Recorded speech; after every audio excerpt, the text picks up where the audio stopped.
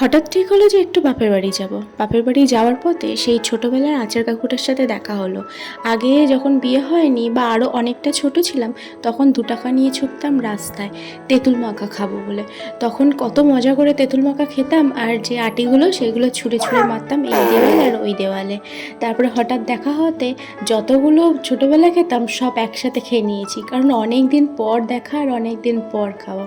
ঘরে ঢুকতে না ঢুকতেই দুটো মাসি জড়িয়ে নিল ছোটো বোনজিটাকে নিয়ে, খুব মজা হচ্ছিল। আর ছোটোবেলায় সেই বোনের সাথে যেমনি মারপিট করতাম, এরকম করেই একটু মারপিট করছিলাম। আর আমি আমার মেয়েকে বলছিলাম, জানিস তো তুই হওয়ার আগে কতই না মারপিট করেছি।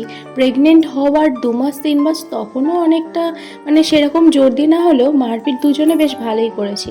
তারপর মা বকতো যে দিদির গায়ে হাত দিস না, অসুবিধা হয়ে যাবে।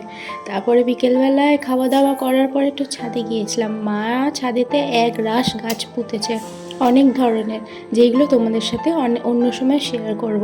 তো এই নয়নতারা ফুলটা তুলে মেয়ের কানেতে গুঁজে দিলাম। আমার বেশ লাগে কানের পাশে ফুল গুঁজতে, কিন্তু নিজেকে ভালো লাগে না, অপর লোক সাজতে তাদেরকেই বেশ ভালো লাগে। আমার মেয়ে হয়েছে সেম আমার বিপরীত। মা যেমন সাজতে ভালোবাসে, মেয়ে তেমন একটুও সাজতে ভালোবাসে না। কি কষ্টে যে মাথায় হেয়ার ব্যান্ডটা লাগাই সেটা কয়েক সেকেন্ডের জন্য, ছুঁড়ে একদম ফেলে দেয়। তারপরে মেয়েকে একটু হাঁটতে দিলাম ছাদের মধ্যে।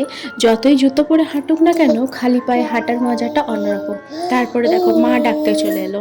যেহেতু সেদিনকে শনিবার ছিল আর নিচে যেতে মানে সন্ধ্যা হয়ে আসছিল, মা তাই বকছিল, মেয়েকে নিয়ে ছাদে কি করছিস, নিচে চলে আয়। আর আমার মাও এইগুলো মানে